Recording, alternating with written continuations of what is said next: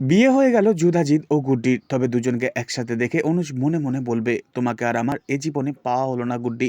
তবে আমার আর শিরিনের যে সন্তান পৃথিবীতে আসছে তার কথা ভেবে আমি সবকিছু আজ মেনে নিতে রাজি। কিন্তু বাড়ির সবাই এখনো বিশ্বাস করছে আমি অনেক খুশি। আসলে যে বুকে পাথর চাপা দিয়ে আমার মুখে হাসি, তা কেউই আমায় ধরতে পারলো না, এমনকি গুড্ডিও না।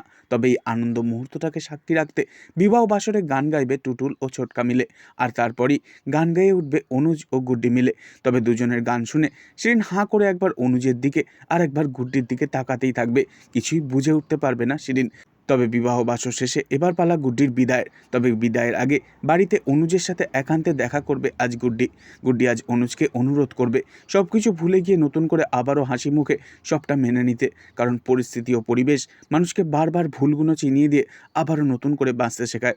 কিন্তু অনুজ যে মনে মনে কষ্ট পাচ্ছে তা কিছুতেই গুড্ডিকে বুঝতে দেবে না। দুজনে পাশাপাশি দাঁড়িয়ে থাকলেও চোখের জল মোছার সময় একে অপরের থেকে লুকিয়ে চোখ মুছবে, বুঝতে দেবে না কেউ কাউকে।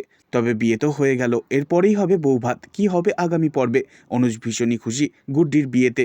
তবে কি নিজেকে খুশি দেখাতে অনুজ ভীষণই পরিশ্রম করবে গুড্ডির বৌভাতে, নাকি সিঁদুরদানের মতন গুড্ডি বলবে, আমাদের বাড়ির নিয়ম আছে, ছেলের বাড়িতে কোনোদিনও ফুলসজ্জা করতে নেই? পরবর্তী আপডেট নিয়ে ফিরছি খুব শীঘ্রই। নেক্সট আপডেট পেতে অবশ্যই চ্যানেলটিকে সাবস্ক্রাইব করে রাখবেন। ধন্যবাদ।